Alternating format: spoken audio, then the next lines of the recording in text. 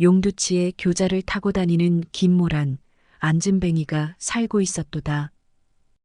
그가 하루 상제님을 찾아뵈었고 편히 걸어 다니게 하여 주시기를 애원하니라. 상제님께서 그를 앞에 앉히고 담뱃대에 따라 일어서라 이르고 그가 담뱃대가 높아짐에 따라 점점 높이 일어서려고 애를 쓰게 하시고 형렬에게 예고신, 예팽신, 성난신, 동서남북, 중앙신장, 조아조아, 운호 명령음을 읽게 하시니라.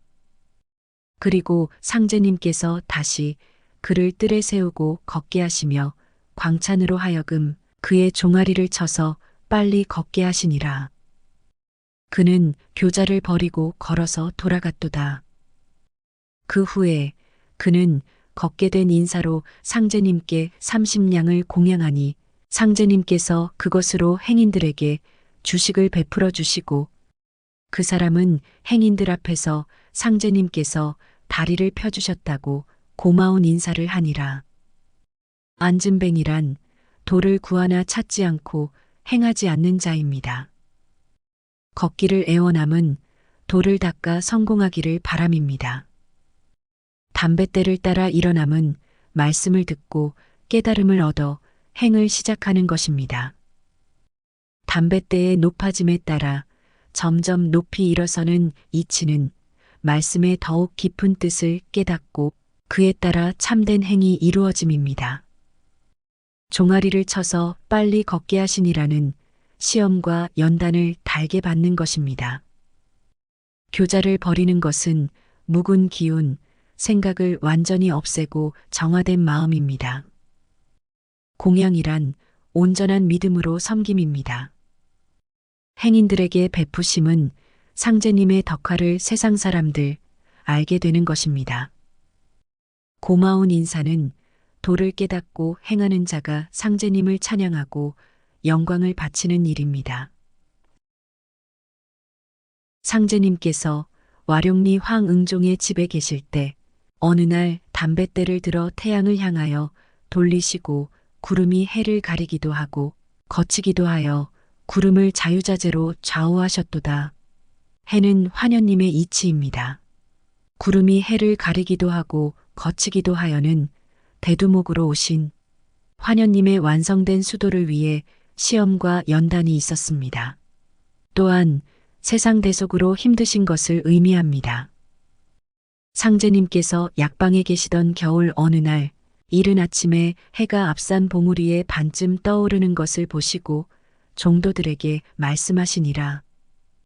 이제 난국에 제하여 태양을 멈추는 권능을 갖지 못하고 어찌 세태를 안정시킬 뜻을 품으랴. 내 이제 시험하여 보리라 하시고 담배를 물에 죽여서 세대를 연달아 피우시니 떠오르던 해가 산머리를 솟지 못하는지라.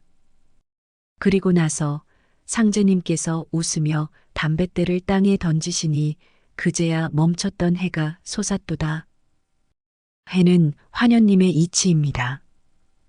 봉우리에 반쯤 떠오르는 해는 천상계 말씀을 듣고 대두목의 직분을 받고 그 이치에 합당한 수도를 하신 환현님을 말합니다. 난국이란 새 기틀이 열려야 하는 도의 도수입니다. 태양을 멈추는 권능은 천상계 환해님께서 환현님을 이끌어 완성시키시는 기운과 능력입니다. 담배를 연달아 세대를 피우신 것은 상제님 말씀과 기운을 받아 예언무국도가 성장하는 것입니다. 솟지 못하는 해는 감추어진 예언무국도입니다. 나는 생장염장의 사이를 쓰나니 이것이 곧 무의이환이라. 생, 환해님께서 인세에 계실 때 가르침을 받아 수도하였습니다. 장, 선화하신 이후 천상계 공부를 마치신 환해님의 가르침을 받아 진법의 도를 배우고 행하였습니다. 염, 예언무국도가 천지공사 참여의 막중한 임무를 행합니다. 장, 출사할 때까지 감추어져 있습니다. 던지신 담뱃대는 출사를 허락하심입니다. 멈췄던 해가 솟았도다는 예언무국도가 밝혀지는 때입니다. 상제님께서 최창조의 집에서 종도 수십 명을 둘러앉히고 각기 세 글자씩을 부르게 하시니라. 종도들은 천자문의 첫 글자부터 불러오다가 최덕겸이 일자를 부를 때 상제님께서 말씀하시니라. 덕겸은 일본왕도 좋아 보이는가 보다 하시며 남을 따라 부르지 말고 각기 제 생각대로 부르라 이르시니라.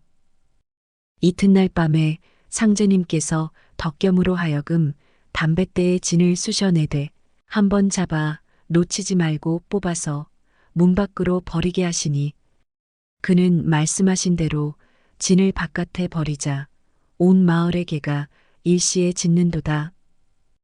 덕겸이 신기하게 느껴 어찌 개가 일제히 짖나이까라고 여쭈니 상제님께서 가라사대 대신명이 오는 까닭이니라. 그가 무슨 신명이 오니까 여쭈니 상제님께서 시두손님이니 천자국이라야 이 신명이 들어오나니라고 일러주셨도다. 세 글자씩 부르라는 창세, 선천, 후천을 공부하라 하신 것입니다. 일본왕도 좋아 보이는가 보다 하신 것은 바르지 못한 견해와 판단, 따름을 하지 말라는 말씀입니다.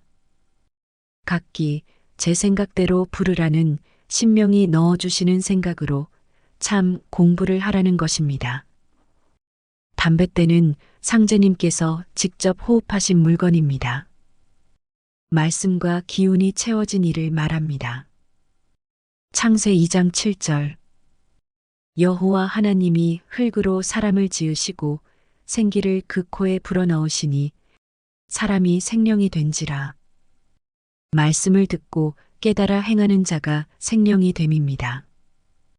담배의 진은 참기운을 받아서 정화된 영과 육인, 예언무국도의 도인입니다.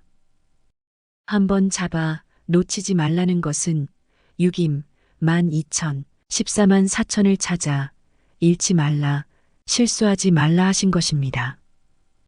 바깥에 버리자 개가 짖는도다는 출사함으로 잠자는 자가 깹니다. 14만 4천의 신이나빌이 이루어집니다. 요한계시록 6장 9절에서 11절 다섯째 인을 떼실 때에 내가 보니 하나님의 말씀과 저희의 가진 증거를 인하여 죽임을 당한 영혼들이 제단 아래 있어 큰 소리로 불러 가로되 거룩하고 참되신 대주제여 땅에 거하는 자들을 심판하여 우리 피를 신원하여 주지 아니하시기를 어느 때까지 하시려나이까 하니 각각 저희에게 흰 두루마기를 주시며 가라사대 아직 잠시 동안 쉬되 저희 동무종들과 형제들도 자기처럼 죽임을 받아 그 수가 차기까지 하라 하시더라. 대신명 시두손님은 병겁과 사망을 가지고 오는 멸망자입니다. 대신명이라 칭하신 것은 그들을 해원하신 이치입니다. 천자국이란 하늘사람인 예언무국도 도인들이 의통으로 세상 사람들을 구한다는 말씀입니다. 공신의 집에서 또 어느 날 상제님께서 종도들에게 이 뒤에 전쟁이 있겠느냐 없겠느냐고 물으시니 혹자는 있으리라고도 하고 혹자는 없으리라고 아뢰니라.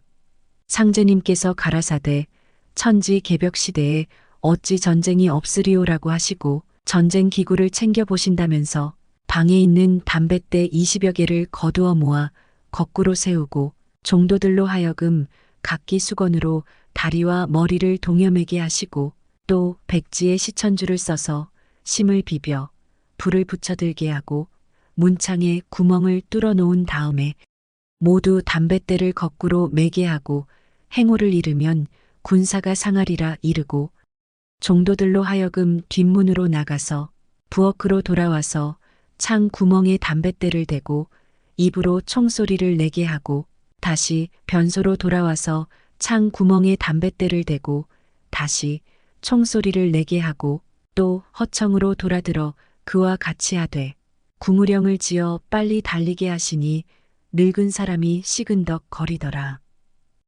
다시 상제님께서 이르시기를 이 말세를 당하여 어찌 전쟁이 없으리요. 뒷날 대전쟁이 일어나면 각 제조를 자랑하리니 제조가 월등한 나라가 상등국이 되리라. 이 공사가 끝나자 청고성이 사방에서 일어났도다. 전쟁은 선과 악배도와 회개에 대한 심판을 말합니다. 천지 개벽 시대의 전쟁이란 새 기틀이 열린 예언무국도에서 심판이 이루어지는 것입니다. 담뱃대 20여 개의 전쟁 도구란 심판의 말씀과 구원의 말씀을 가지고 출사하는 완성된 자를 말합니다. 수건을 동여 맨 것은 결단코 해내겠다는 각오와 준비입니다. 출애굽기 12장 11절 너희는 그것을 이렇게 먹을지니 허리에 띠를 띠고 발에 신을 신고 손에 지팡이를 잡고 급히 먹으라. 이것이 여호와의 유월절이니라. 시천주에 불을 붙여 들게 하신 것은 수행하는 지혜로움이며 담뱃대를 거꾸로 맨 것은 순종을 말합니다. 행오를 잃으면 군사가 상하리라 하셨으니 잘못하는 자가 있으면 내쳐집니다. 여러 곳을 옮겨가며 담뱃대를 겨누고 총소리를 내는 것은 말씀으로 구원과 심판을 온 세상에 알리는 모습입니다. 구무령을 지어 빨리 달리게는 전함과 행함과 순종을 말합니다. 늙은 사람이 시근덕거리며 숨고르기를 합니다. 나고자가 다시 회개하는 이치입니다.